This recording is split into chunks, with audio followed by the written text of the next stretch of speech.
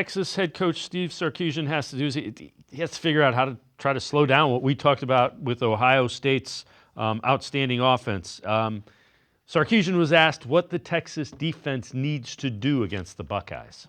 Well, I think we've got to be really good at the line of scrimmage against the run and the pass. You know, the Ohio State's similar to us that way. When they have balance, they're very difficult, and so we've got to be good against the run. We got to try to affect him in the pocket, and we need to disrupt timing in the back end. We need to disguise our coverage as well. We need to be sticky in coverage.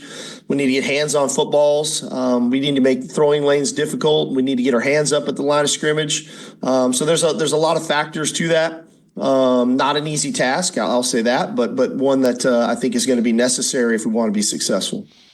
Steven, Texas has a lot of talent on the defensive side of the ball, but both previous playoff games, you were wondering, are they going to hang on? Yeah, and that's why I don't think Texas has played a complete game yet this year, and so now you're asking, are they going to be able to finally flip that switch against a team who has just spent the last 2 weeks playing complete games and doesn't look like it's slowing down anytime soon? Will Howard talked about Texas's defense as they play a lot of zone, so they kind of sit there and force you to march your way up the field and not make mistakes, but they try to bait you as a quarterback into making mistakes, which is why this is statistically the best pass defense in the country, 5.5 yards allowed per attempt. They've got 21 interceptions to only 8 touchdowns allowed this season.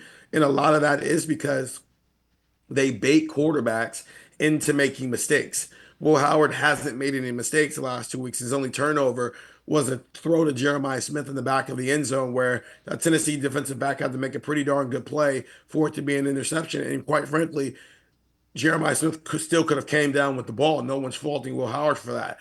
If Will Howard is going to be what we've seen for the last 2 weeks, and not the quarterback we saw against Michigan, not the quarterback we saw in the first half against Penn State, who does make those mistakes, then it's going to be very difficult for Texas to get after him and to pressure him and to rattle him if he's not making those mistakes. They are banking on you to make mistakes as an offense. Ohio State just hasn't done that in a couple of weeks since the playoffs started.